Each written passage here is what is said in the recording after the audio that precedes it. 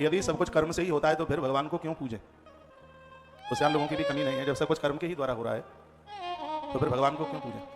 तो उसका जवाब यह है कि भगवान को पूजते रहोगे तो एक न एक दिन मन ऐसा बन जाएगा कि हम पाप करेंगे ही नहीं, इसलिए भगवान को पूजें। जिनके घर में देवी देवताओं को पूजा जाता है, शुरू से ही बच्चों को ऐसे संस्कार मिलते हैं तो बच्चे बिल्कुल भटकते नहीं।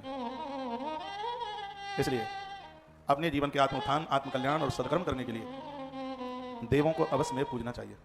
क्या सुंदर बात कही है। प्रातः भगवान शिव को जो आप महारुद्राभिषेक करते हैं, पूजा करते हैं, जप करते हैं, तो इसमें बड़ा सुंदर वर्णन किया गया। इसमें कहा काले निशि, इसमें लिखा प्रातःविकारम गेयम मध्याह्नं कामकम तथा सायावम शांतिकम गेयम रात्रावपि तथैव च। एक दिन मैंने आपको बोला था यहाँ व्यासपीठ से 3-4 दिन पहले, तो सुबह शंकर जी का अभिषेक किया जाता है, उससे भक्ति मिलती है।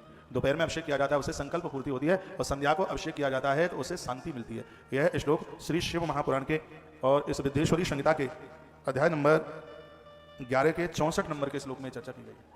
मैं ज़्यादा श्लोक बोल देता हूँ, उससे आप बोर तो नहीं होते? मैं श्लोक बोलता हूँ तो उसे लगता है कि मेरी व्यासपीठ प्रमाण के साथ बोल रही है। 64 नंबर के श्लोक में यह वर्णन है। क्या वर्णन है? प्रातः अधिकरम गृहम मध्याह्नं कामिकम तथा सायावम शांतिकम गेह रात्रावपि तथैव च।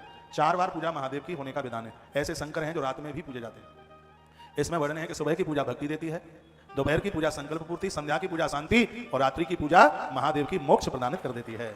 इसलिए ये शंकर के अनुष्ठान में ही तो हम ऐसा करते हैं कि रात्रि को 8:30 बजे यहाँ पर आरती होती है, नहीं तो और अनुष्ठानों में तो 6 बजे आरती हो जाती है। लेकिन इस अनुष्ठान को हम ज़्यादा से ज़्यादा इसको रात्रि तक लेकर के चलते हैं, क्योंकि भगवान शिव की जो पूजा है इसमें निशीत काल लग जाए, रात्रि लग जाए तो वह मोक्ष प्रदानित हो जाती है। इसलिए जो प्रदोष की भी पूजा है इसका मुहूर्त प्राय संध्या में 6-7 बजे शुरू होता है, 9 सवा 9 बजे तक वो काल चलता है, क्योंकि भगवान महादेव की ऐसी पूजा है जो चारों कालों में जीव का कल्याण करती है। प्रातः भक्ति, दोपहर को कोई विशेष संकल्प पूर्ति के लिए। लेकिन इसका मतलब यह नहीं है कि आप सुबह पूजा न करें। यदि सुबह पूजा नहीं की जाती है तो ना दोपहर की पूजा लगती, ना रात्रि की पूजा लगती। कुछ प्रदोष के पुजारी बैठे हों, वो सोचे आज तो प्रदोष है ही, अब सुबह महादेव को नहलाने की क्या जरूरत है, इकट्ठी संध्या को ही कर लेंगे तो कोई प्रदोष नहीं लगता। भगवान शंकर को वंदन प्रणाम, 1 लोटिया जल सुबह आपको छोड़ना ही पड़ेगा, संध्या की पूजा तभी लगेगी। तो प्रातः की जो पूजा है वो तो अनिवार्यता है, वो तो जरूरी है।